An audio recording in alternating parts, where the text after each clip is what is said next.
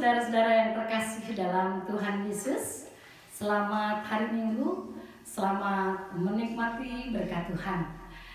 Hampir 2 bulan kita tidak beribadah bersama-sama di gereja karena memang situasi dan kondisi yang tidak memungkinkan dan mengharuskan kita untuk beribadah di rumah masing-masing. Yang terpenting kita mempunyai rasa yang sama, kerinduan yang sama untuk memuji Tuhan dan mendengarkan firman-Nya. Tibalah saatnya kita masuk dalam hadirat-Nya, bersujud dan menyembah Dia. Bawalah korban syukurmu ke tahtanya yang maha kudus. Kubawa korban syukurku.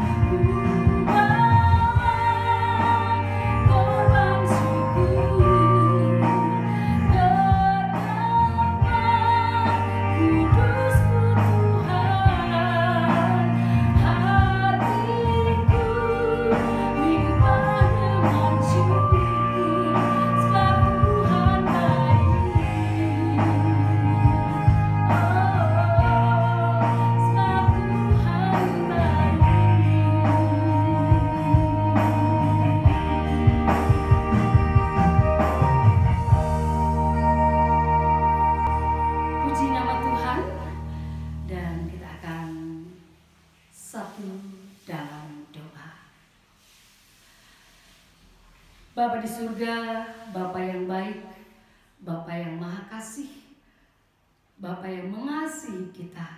Kami ucap syukur Tuhan untuk kesempatan pagi hari ini kami boleh bersama-sama bersatu hati untuk memuji Engkau dan mendengarkan firman-Mu.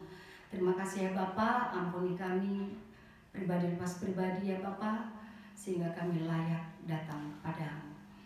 Kami serahkan jam ibadah kami pada hari ini dari awal, pertengahan, hingga akhir dalam nama-Mu. Terima kasih ya Yesus, dalam nama-Mu kami sudah berdoa dan mengucap syukur. Amin. Saudara-saudara yang terkasih dalam Tuhan, saya undang untuk bangkit berdiri. Kita akan memuji Tuhan dengan penuh sukacita. Pujilah Dia dengan sorak-sorai. Pujilah Tuhan dengan tarian dan rebana. Karena sungai sukacita telah mengalir dalam kehidupan. Sungai sukacitamu, sungai sukacitamu mengalir dalam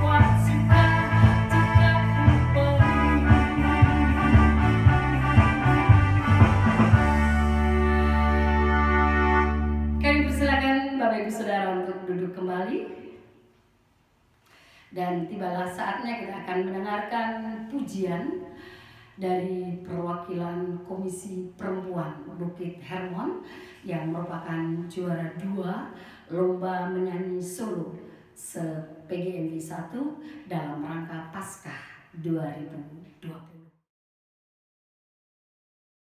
Shalom, nama saya Noviri Tonga dari Komisi Perempuan GKMI Bukit Hermon. Saya ingin menaikkan satu pujian yang berjudul dalamnya Kasih-Mu Bapa. Biarlah pujian ini boleh memberkati kita semua, karena melalui pengorbanan Yesus di kayu salib, kita semua sudah diberikan kemenangan atas segala kuasa dosa dan maut.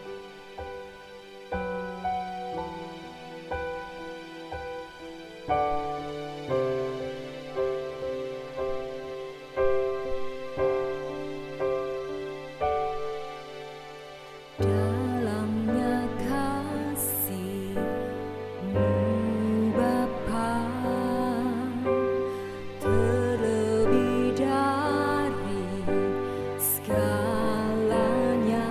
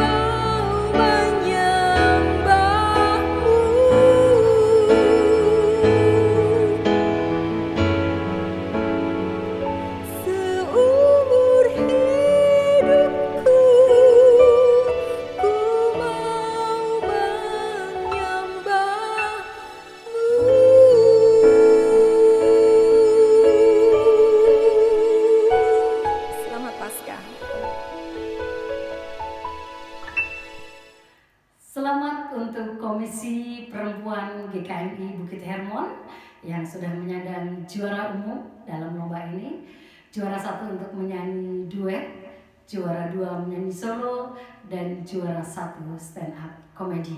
Tuhan memberkati. Saudara-saudara yang dikasihi Tuhan, kita akan memberikan persembahan, dan sambil kolekte dijalankan, kita akan memuji Tuhan. Begitu besar kasih Allah pada kita.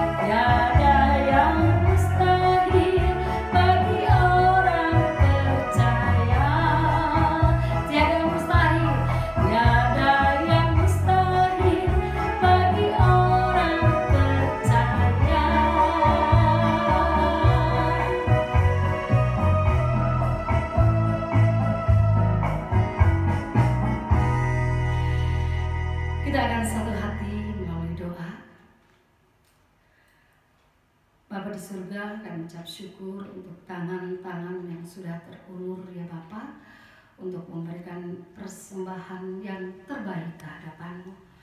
Kami ucap syukur untuk berkat yang sudah Engkau curahkan terhadap kami semua ya Bapa. Kami ucap syukur untuk kesehatan yang sudah Engkau berikan, yang merupakan suatu hadiah yang luar biasa dalam keseharian kami. Terima kasih Tuhan Yesus, Engkau akan jadikan persembahan ini merupakan persembahan yang harum di hadapan-Mu untuk kelebaran kerajaan surga di muka bumi. Terima kasih ya Bapa, kami ucap syukur. Haleluya. Amin. Kita akan tundukkan hati dan pikiran kita untuk mendengarkan kebenaran firman-Nya yang akan disampaikan oleh hambanya Bapak Pendeta Nimrod Haryanja. Tapi sebelumnya kita akan naikkan satu pujian, Lebih Dari Nafasku.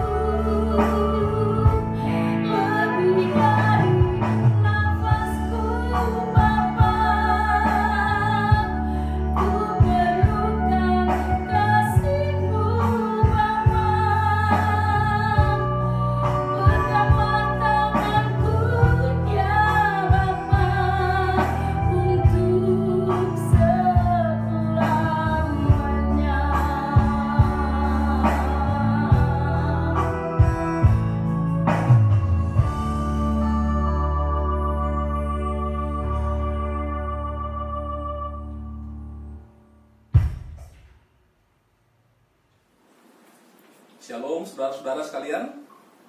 Saat ini kita bertemu kembali di dalam ibadah di rumah masing-masing yang ke-8 pada saat ini. Saya percaya bahwa kita tetap semangat di dalam Tuhan, dalam segenap aktivitas kita. Bagi orang percaya, kita bersyukur bahwa masalah tempat itu bukan menjadi masalah. Karena firman Tuhan dengan jelas mengatakan, apakah di Gunung Gerizim atau di Yerusalem, itu akan tiba saatnya tidak lagi melihat tempat, tapi manusia, anak-anak Tuhan akan menyembah di dalam roh dan kebenaran. Nah, tentu kita berharap wabah corona yang sekarang ini sedang dialami oleh dunia, menjadi pandemi dunia pada saat ini, kita berharap segera berakhir. Namun, adanya wabah ini tentu tidak akan menghalangi kita boleh berkomunikasi dengan Tuhan dengan baik, dan juga di dalam roh kita bersekutu sesama jemaat GKMI Bukit Hermon. Saudara, sebelum lebih lanjut kita mendengar firman Tuhan, mari kita akan berdoa terlebih dahulu. Mari kita berdoa. Bapa di sorga, di dalam nama Yesus, kami ingin menikmati makanan rohani kami, yaitu setiap firman Allah yang pasti akan mendatangkan kehidupan bagi kami, Tuhan. Menolong kami untuk hidup benar di hadapan-Mu, supaya kami boleh beruntung menghadapi kondisi apapun yang sedang ada pada saat ini. Dan kami hidupi dimanapun kami berada pada saat ini, Tuhan. Kami mohon berkuasa Roh Kudus menolong segenap jemaat-Mu di rumah kami masing-masing, untuk boleh dengan baik menerima firman Tuhan, bahkan dengan sukacita. Kemudian sabda-Mu itu akan bertumbuh, berakar, bahkan berbuah dalam hidup kami masing-masing. Terpujilah nama-Mu, di dalam nama Tuhan Yesus kami berdoa. Amin. Baik saudara-saudara sekalian, firman Tuhan yang kita dengarkan pada saat ini terambil dari kitab Matius pasal 16 ayat 15 sampai 19. Mari kita menyimak bersama-sama firman Tuhan ini mulai dari ayat 15 sampai 19. Demikian firman Tuhan. Lalu Yesus bertanya kepada mereka, "Tetapi apa katamu? Siapakah aku ini?" Maka jawab Simon Petrus, "Engkau adalah Mesias, anak Allah yang hidup." Kata Yesus kepadanya, "Berbahagialah engkau Simon bin Yunus, sebab bukan manusia yang menyatakan itu kepadamu, melainkan Bapa-Ku yang di surga. Dan aku pun berkata kepadamu, engkau adalah Petrus, dan di atas batu karang ini Aku akan mendirikan jemaatku, dan alam maut tidak akan menguasainya. Kepadamu akan kuberikan kunci kerajaan sorga. Apa yang kau ikat di dunia ini akan terikat di sorga, dan apa yang kau lepaskan di dunia ini akan terlepas di sorga. Saudara, firman Tuhan yang sangat menarik menurut saya dan tepat sekali bagi kita pada saat ini. Namun sebelum kita mendengarkan lebih lanjut firman Tuhan ini, kita akan mendengarkan terlebih dahulu puji-pujian yang akan dibawakan oleh beberapa saudara. Puji-pujian ini berbicara tentang bahwa Kristuslah batu karang kita. Di atas Yesus kita hidup, maka kita tidak perlu khawatir menghadapi apapun. Apabila Kristus menjadi batu karang dalam hidup kita, maka hidup kita tidak perlu kita khawatirkan, karena Kristus pasti akan menjaga kita dengan baik. Selamat mendengarkan.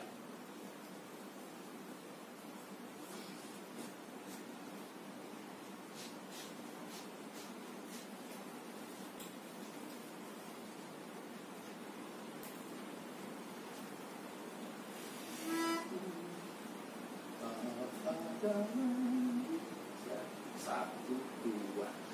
Tak ada lain landasanku, hanyalah darah Yesusku. Tak ada lain harapanku, hanyalah dalam namamu. Kristuslah batu karangku, di atas Dia ku teguh. Dasar yang lain berbaruku.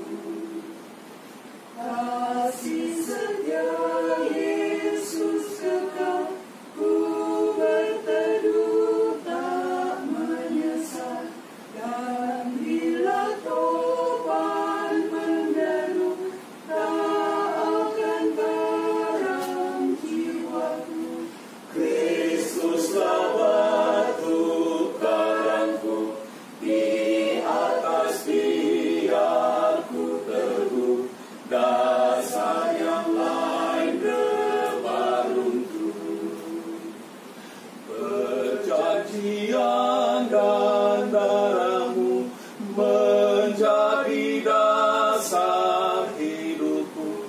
Walau segalanya berubah, Engkau tetap harapanku.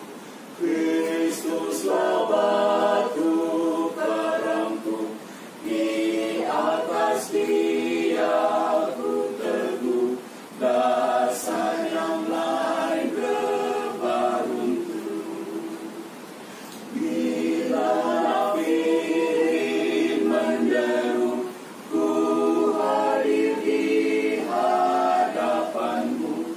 Hidup yang kotor dan keji menjadi suci dan bersih. Kristuslah batu karangku, di atas Dia ku teguh, dasar yang lain berbaruntu.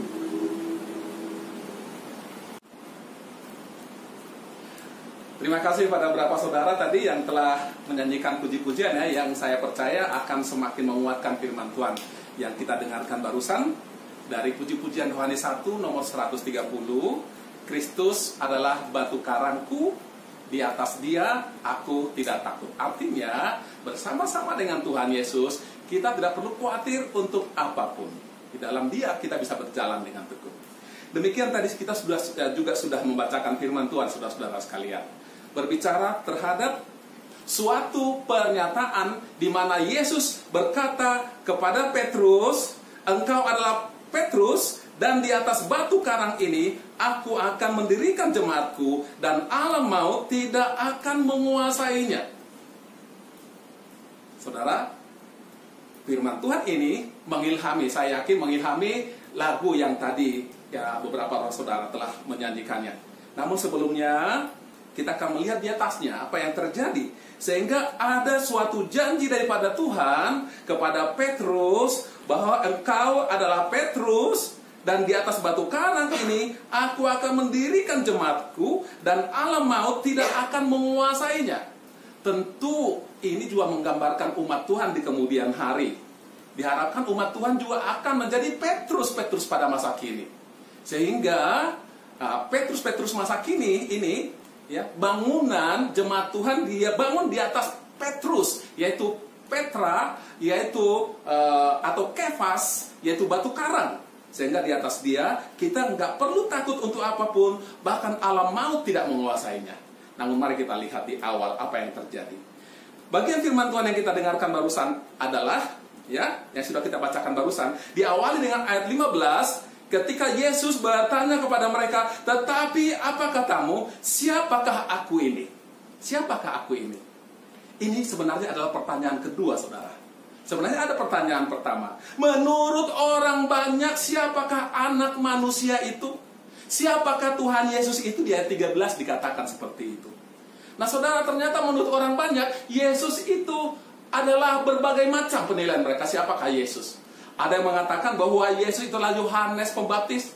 Ada yang mengatakan juga bahwa Yesus itu adalah Elia.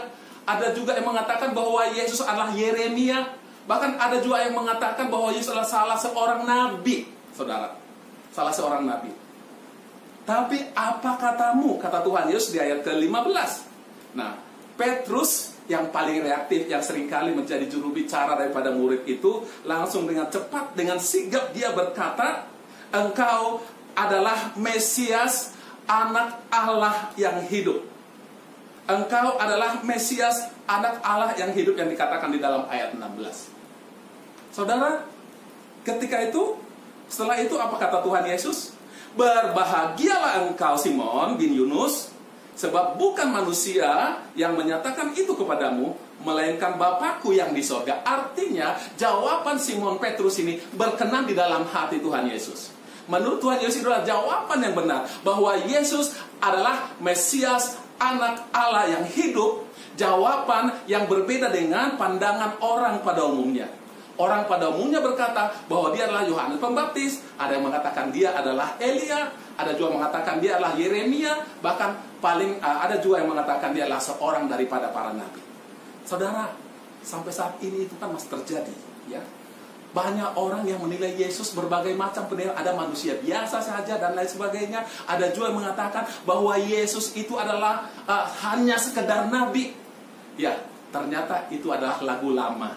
Sejak dahulu pun sudah seperti itu. Sehingga seandainya ada orang mengatakan Yesus A, B, C, D, bagi kita itu sudah lagu lama dan itu tidak masalah. Tapi pada saat ini Yesus meluruskan dengan berkata bahwa ternyata Yesus itu adalah Mesias, anak Allah yang hidup. Itulah jawaban yang berkenan kepada Tuhan pada saat itu. Ya, tentu pada saat ini juga itu harus menjadi pemahaman kita, pemahaman yang benar, yang berkenan kepada Tuhan Yesus. Nah, jawaban Tuhan Yesus begitu jelas, berbahagialah engkau Simon bin Yunus, sebab bukan manusia yang menyatakan itu kepadamu, melainkan Bapa-Ku yang di sorga. Ketika kita mengatakan bahwa Yesus itu adalah Mesias, anak Allah yang hidup, itu adalah nasihat daripada Bapa di sorga. Jadi ini pasti benar, ya, yang tidak salah lagi. Dia bukan hanya sekedar Yeremia, Yohanes Pembaptis, Elia, atau bukan sekedar seorang nabi, tapi ia adalah Mesias, anak Allah yang hidup. Jangan lupa saudara ya, dia adalah Mesias, anak Allah yang hidup. Itu perlu dicatat. Nah, kita sekarang mencoba memahami apa sih artinya Mesias. Nah, saudara-saudara, Mesias itu merupakan bahasa Ibrani. Dalam bahasa Yunani, Kristus. Ya. Kristus dengan Mesias artinya sama. Artinya adalah yang dipilih atau yang diurapi Allah menjadi juru selamat. Yang dipilih atau yang diurapi oleh Allah menjadi juru selamat. Mengapa menjadi juru selamat? Kalau kemudian kita lihat sejarah Injil, jangan lupa bulan Mei adalah bulan misi, bulan penginjilan. Nah, kalau kita lihat kita hubungkan dengan tema bulan Mei ini, yaitu bulan misi, maka sebenarnya Yesus itu adalah Mesias yang diurapi oleh Allah, Mesias, anak Allah yang hidup. Mesias artinya yang dipilih atau yang diurapi oleh Allah menjadi juru selamat bagi umat manusia yang butuh penebusan dosa. Kira-kira seperti itu. Nah, itu arti Mesias, saudara. Sekali lagi, Mesias artinya adalah yang dipilih atau yang diurapi oleh Allah menjadi Tuhan dan juru selamat umat manusia. Itu yang pertama ya, Mesias artinya itu. Yang kedua, anak Allah. Saudara, ini juga seringkali salah pahami orang. Anak Allah, kalau dikatakan anak Allah, oh berarti Allah punya anak, berarti Allah juga punya istri. Kan demikian banyak orang mengatakan seperti itu. Nah saudara, sejak dahulu kala orang Kristen tidak pernah memahami hal seperti itu. Tentu ini bukan saatnya untuk kita menjelaskan lebih lanjut akan hal itu. Tapi sejak dahulu kala pun umat Kristen tidak pernah memahami bahwa Yesus itu punya bapak jasmani dan ibu jasmani yang menikah kawin. Dan bahkan ada orang tertentu mengatakan, lalu siapa bidannya? Bukan seperti itu, bukan manusiawi. Tapi ini sungguh-sungguh secara rohani. Pemahaman anak Allah di sini adalah kiasan ya sebenarnya ya, hanya kiasan saja. Ya tentu ini bisa disamakan dengan saudara, apakah kalau dikatakan anak tangga berarti tangga itu punya bapak dan punya ibu? Lalu tangga melahirkan. Kalau dikatakan anak gunung juga ada kan. Misalnya anak gunung Krakatau, kita tahu sama-sama itu. Apakah berarti Krakatau punya bapak dan punya ibu lalu melahirkan lalu ada anaknya? Lalu ada juga anak sungai dan seterusnya dan banyak yang lain. Nah, sebenarnya artinya adalah hanya merupakan kiasan saja. Artinya apa? Anak Allah artinya adalah anak Allah artinya adalah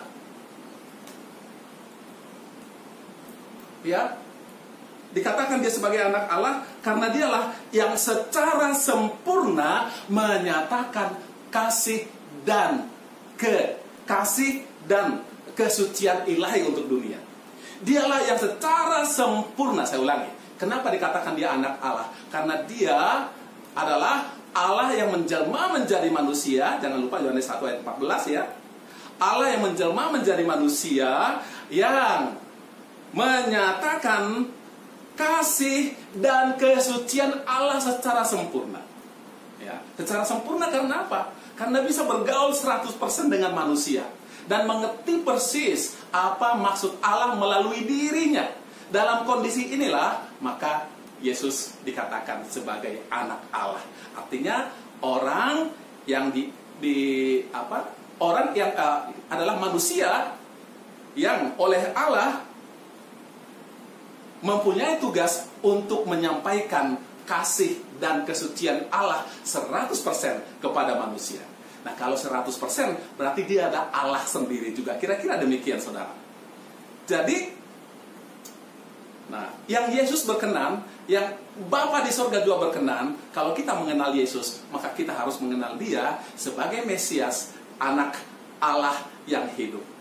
Artinya, yang diurapi oleh Allah menjadi Tuhan dan Juru Selamat, ya, yang menyatakan kasih dan kesucian Allah kepada umat manusia secara 100% dengan sempurna.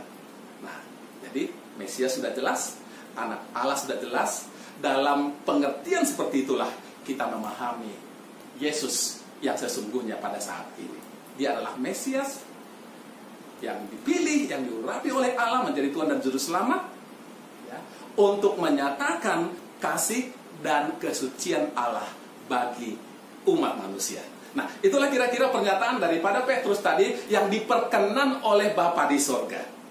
Ya, yang diperkenan oleh Bapa di sorga. Akan hal itu, lalu Yesus menanggapi lebih lanjut, berbahagialah engkau, karena pemahaman itu bukan dari manusia, tapi dari Bapa di sorga. Lalu selanjutnya dikatakan di dalam ayat 18. Dan aku pun berkata kepadamu, engkau adalah Petrus, dan di atas batu karang ini, aku akan mendirikan jemaatku, dan alam maut tidak akan menguasainya. Nah, setelah pernyataan yang benar itu, setelah pemahaman yang benar tentang siapa Tuhan Yesus ini, maka Yesus mengatakan kepada Petrus, nah, engkau adalah Petrus, dan di atas batu karang ini aku akan mendirikan jemaatku, dan alam maut tidak akan menguasainya. Inilah pertama kali Simon namanya ditambahkan gelarnya menjadi Petrus, artinya Petra, ya, artinya batu karang, ya, dan dikatakan oleh Yesus ini, dan di atas batu karang ini aku akan mendirikan jemaatku, dan alam maut tidak akan menguasainya. Artinya apa bagi kita pada saat ini, saudara sekalian? Kalau kita mengenal Yesus sebagai Mesias dan anak Allah yang benar tadi, maka di atas diri orang yang mengenal Yesus sebagai Mesias dan anak Allah ini, ya, pada mereka akan ada suatu kemampuan bahwa kita akan menjadi batu karang yang hidup. Dan di atas batu karang itu akan didirikan jemaatnya, ya, didirikan jemaatnya, dan alam maut tidak akan menguasainya. Saudara, dari firman Allah ini boleh kita memahami dengan lebih baik lagi. Sekali lagi, kalau kita mengenal Yesus bahwa dia adalah Mesias dan anak Allah yang hidup, intinya sebenarnya sini, maka kita akan menjadi kuat. Ibaratnya batu karang sama seperti Petrus, ya, kita menjadi kuat seperti batu karang itu. Apabila kita menjadi batu karang yang kokoh, ya, maka di atas batu karang itu Tuhan akan mendirikan jemaatnya. Kita lalu menjadi memahami pada saat ini, ternyata jemaat itu kan bukan sekedar gedung gereja, ya. Saya bangga dan saya bersyukur kita sebagai orang Kristen sebenarnya tanpa ada gereja pun sebenarnya tidak masalah bagi kita untuk kita boleh tetap bertumbuh di dalam Tuhan. Khususnya masa-masa COVID-19 pada saat ini barangkali akan membuat kita memiliki paradigma yang semakin jelas. Ternyata menyembah Tuhan ini yang paling baik adalah di dalam roh dan kebenaran. Ya, waktu Yesus bercakap-cakap dengan perempuan Samaria, masih ingat ya, bahwa dikatakan bahwa akan tiba saatnya manusia menyembah Tuhan bukan lagi berdasarkan tempat, bukan di Gunung Gerizim, bukan juga di Yerusalem, tapi orang akan menyembah di dalam roh dan kebenaran di segala tempat. tentu kita berharap bahwa pandemi COVID-19 ini akan segera berakhir dan kita juga boleh bersekutu secara fisik, ya. Kita boleh saling support di dalam peribadatan kita. Tapi firman Tuhan ini dengan jelas mengatakan sebenarnya bahwa kedekatan kita kepada Allah tidak lagi ditentukan oleh tempat, ya. Kita adalah jemaat, kita adalah gereja Tuhan yang hidup, yang tidak ditentukan oleh sebuah tembok-tembok yang mati, tembok gereja.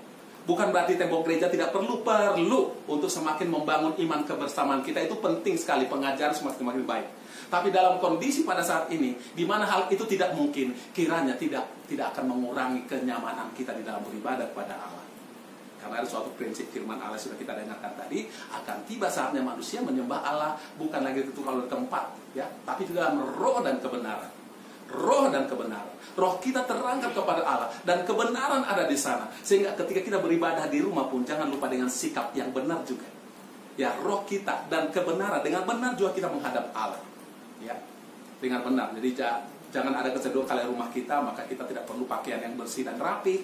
Misalnya, itu harus belajar juga untuk beribadah dengan dalam roh dan kebenaran dan tidak lagi ditentukan oleh tempat dan waktunya, kapanpun, dimanapun kita boleh beribadah secara benar.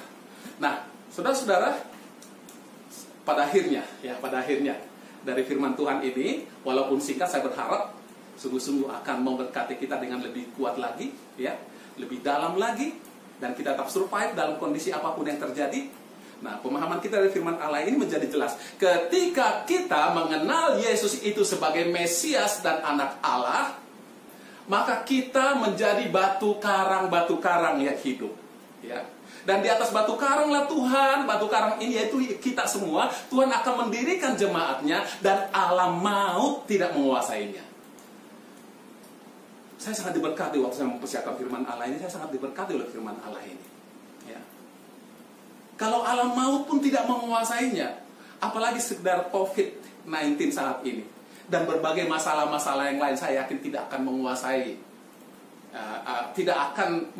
kita. Karena alam maut pun tidak bisa menguasai kita. Dalam arti alam maut tidak bisa menundukkan kita.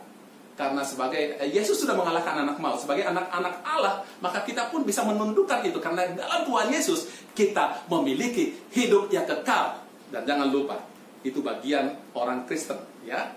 Dalam Injil kebenaran, keselamatan itu pasti, ya, bagi anak-anak Tuhan. Keselamatan itu anugerah dan keselamatan itu pasti. Itu prinsip yang selama ini selalu kita pegang. Keselamatan itu anugerah, bukan usaha manusia. Yang kedua, keselamatan itu pasti. Nah, di situ kita hidup. Yesus sudah menjamin keselamatan, hidup kekal selama-lamanya. Kalau toh karena COVID ini misalnya pun, mudah-mudahan tidak terjadi pada kita semua. Misalnya itu pun akan merenggut nyawa kita. Yang direnggut adalah fisik kita ini akan menjadi tanah, menjadi abu, dan seterusnya. Kita tahu yang lalu, saudara kita, Bapak Petrus Pewakila, Tuhan panggil. Kita melayani pemakaman dengan begitu terbatas dan kita tidak bisa membawa sampai ke lubang kubur. Tapi bagi anak-anak Tuhan itu tidak masalah, karena itu akan segera menjadi tanah. Dan bagi Allah kita hidup kekal selama-lamanya. Yang mati itu adalah jasad kita yang menjadi tanah. Tapi roh kita hidup kekal selama-lamanya. Kalau kita mengatakan di Firdaus atau di pangkuan Abraham dan selanjutnya.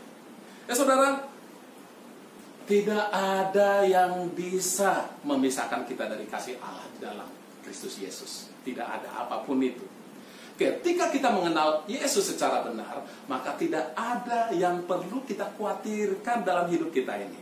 Yang penting adalah kenal Dia secara benar dan berusahalah untuk berjuang berkenan kepadanya, maka kita tidak perlu khawatir akan kehidupan kita ini apapun itu. Secara ekonomi, dampak daripada corona kita nggak bisa keluar dan lain sebagainya, itu pun tidak bisa memisahkan kita dari kasih Allah di dalam Kristus Yesus. Nah, saudara, tetap semangat di dalam menjalani hari-hari kita.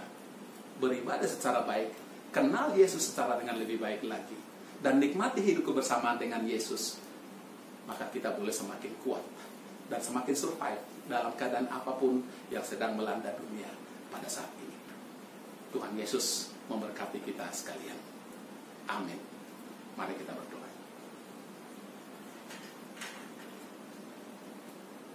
Bapa di sorga, di dalam nama Tuhan Yesus,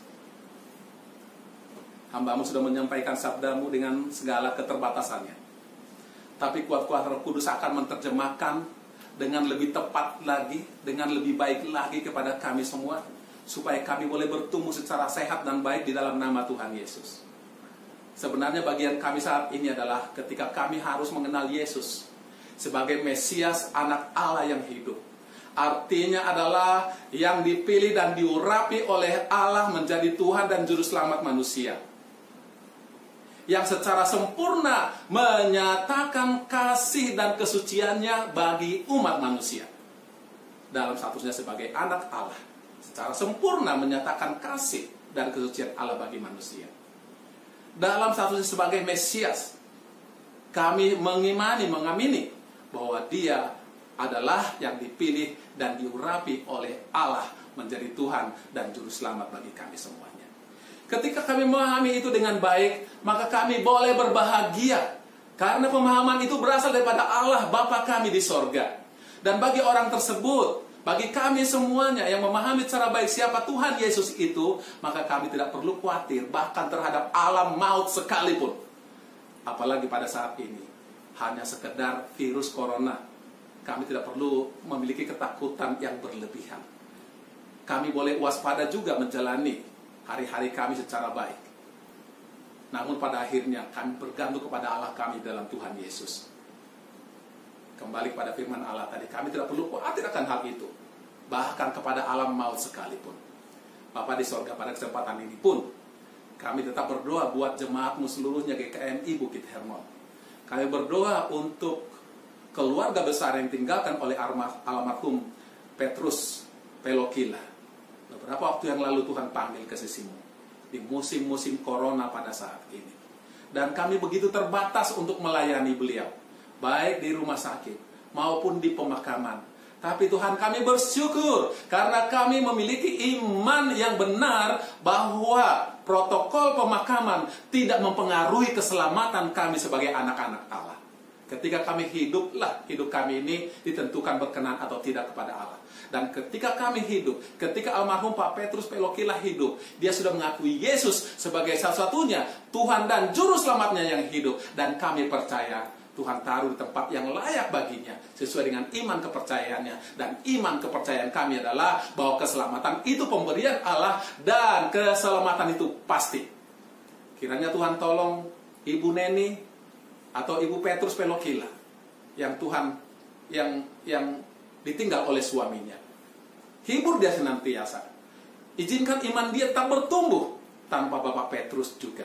Karena iman dia bukan bergantung kepada Pak Petrus, tapi bergantung kepada kasih kemurahan Allah di dalam Tuhan Yesus. Bila perlu, jadikan dia menjadi saksi bagi keluarga besarnya Tuhan. Jadikan kami juga menjadi saudara yang baik bagi Pok Neni pada saat ini. Demikian juga kami berdoa untuk jemaat-Mu semua yang kami tahu karena kondisi yang sulit pada saat ini. Mereka pun mengalami kondisi ekonomi yang semakin sulit karena mereka tidak bisa bekerja dan lain sebagainya. Engkau tolong kiranya bahwa Allah tetap hidup di dalam hidup mereka. Izinkan kami sebagai saudara bersaudara dalam Tuhan Yesus Kristus untuk saling topang satu sama lain. Terima kasih untuk kebersamaan selama 1-2 bulan yang lalu, di mana beberapa jemaat-Mu yang memiliki berkat lebih, mereka juga dengan ikhlas membantu saudara-saudara anggota jemaat GKMI Bukit Hermon ini untuk mencoba mengatasi kesulitan mereka hadapi. Bapa kami di sorga, kami berdoa untuk bangsa dan negara kami, Republik Indonesia. Secara khusus kami berdoa tetap untuk presiden kami, wakil presiden kami, dan jajarannya semua. Tuhan, Engkau pakai mereka secara baik dan efektif untuk melaksanakan tugas mereka sebagai pemimpin bangsa dan negara kami seluruh pelosok tanah air ini. Dengan hikmat daripada Engkau, mampukan mereka untuk melaksanakan secara baik semuanya itu. Untuk kota kami, kota Depok juga menjadi salah satu zona merah pandemi COVID-19 ini. Engkau tolong juga wali kota kami dan jajarannya semuanya agar boleh melayani masyarakat kota Depok itu secara baik dan takut akan Tuhan. Bukan sekedar melayani manusia, tapi seperti melayani Tuhan. Kami khusus sebagai anak-anak Allah yang diam di kota Depok ini, jadikan kami jadi warga negara yang baik, yang taat akan hukum. Hukum yang kami yakin juga berasal daripada Allah melalui pemerintah untuk menolong kami boleh hidup sehat. Melalui kebersihan, jaga jarak, pakai masker, dan lain sebagainya untuk menolong pemerintah untuk segera bisa melewati pandemi COVID-19 pada saat ini. Terima kasih Tuhan. Terpujilah namamu kekal selama-lamanya. Doa kami yang jauh dan sempurna ini kami sudah panjatkan di dalam nama Tuhan Yesus Kristus yang telah mengajar kami berdoa. Bapa kami yang ada di sorga, dikuduskanlah namamu, datanglah kerajaanmu, jadilah kehendakmu di bumi seperti di sorga. Berikanlah kami pada saat ini makanan kami yang secukupnya, dan ampunilah kami akan kesalahan kami, seperti kami juga mengampuni orang yang bersalah kepada kami. Dan janganlah membawa kami ke dalam pencobaan, tetapi lepaskanlah kami daripada yang jahat, karena Engkaulah yang punya kerajaan dan kuasa dan kemuliaan sampai selama-lamanya. Amin.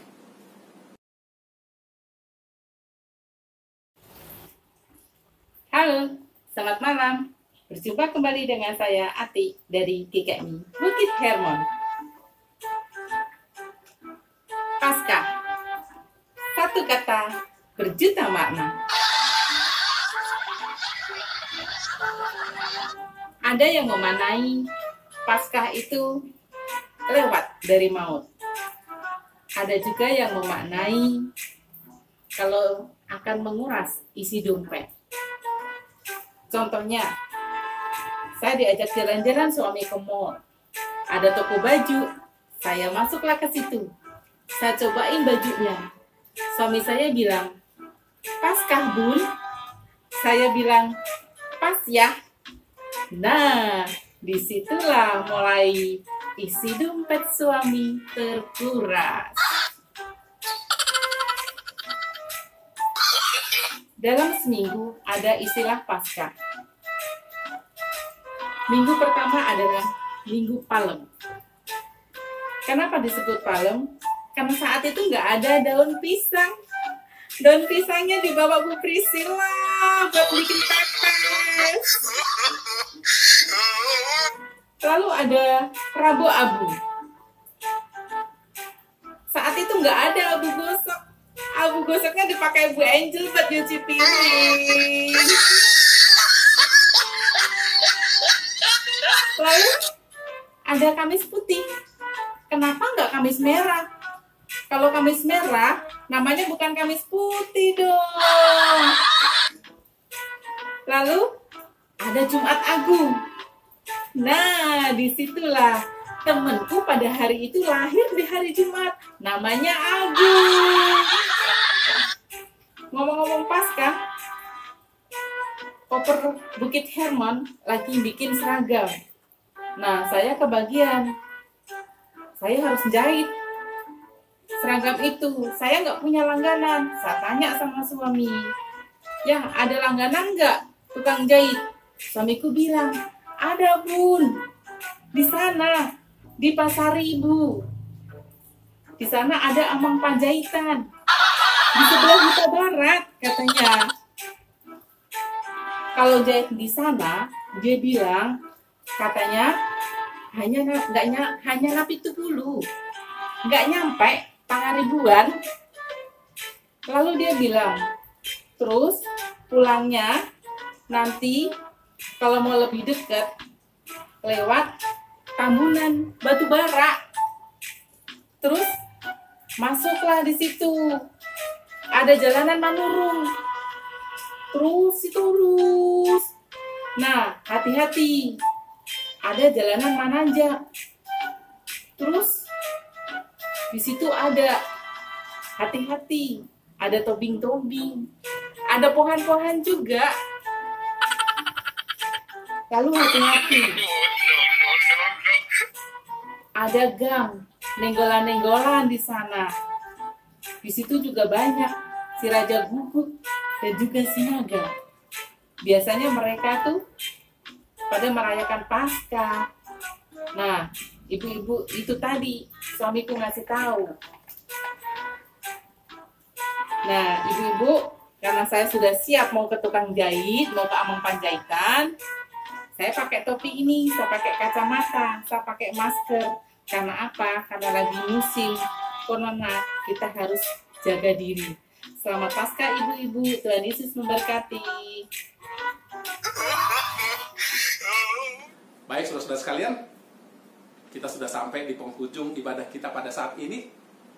Namun sebelum kita berpisah satu sama lain, ya, berpisah di dalam ibadah serentak pada saat ini, mari kita terlebih dahulu secara bersama-sama mengucapkan komitmen pemuritan. Kami bersaksi bahwa tidak seorang pun dapat mengenal Kristus kecuali ia yang mengikutinya setiap hari di dalam kehidupan. Selanjutnya, bersama-sama dengan gereja, segala abad dan di segala tempat, mari kita bersama-sama mengucapkan pengakuan iman rasuli. Aku percaya kepada Allah, Bapa yang Maha Kuasa, Khalik langit dan bumi, dan kepada Yesus Kristus anaknya yang tunggal Tuhan kita, yang dikandung daripada Roh Kudus, lahir dari anak darah Maria, yang menderita sengsara di bawah pemerintahan Pontius Pilatus, disalibkan, mati dan dikuburkan, turun ke dalam kerajaan maut. Pada hari yang ketiga bangkit pula dari antara orang mati, naik ke sorga, duduk sebelah kanan Allah, Bapa yang Maha Kuasa. Dan dari sana ia akan datang kembali untuk menghakimi orang yang hidup dan yang mati. Aku percaya kepada Roh Kudus, gereja yang kudus dan am, persekutuan orang kudus, pengampunan dosa, kebangkitan orang mati, dan hidup yang kekal. Akhirnya saudara-saudara kalian, kita akan berpisah, melaksanakan setiap aktivitas kita selanjutnya. Namun sebelumnya, terimalah berkat Tuhan. Tuhan memberkati engkau dan melindungi engkau. Tuhan menyinari engkau dengan wajahnya dan memberi engkau kasih karunia. Tuhan menghadapkan wajahnya kepadamu dan memberi engkau damai sejahtera. Amin. Kepada Allah beri puji. Kepada Allah beri puji. Semua makhluk di bumi, padanya ku beri pujian. Bapa, Anak, dan Roh Suci.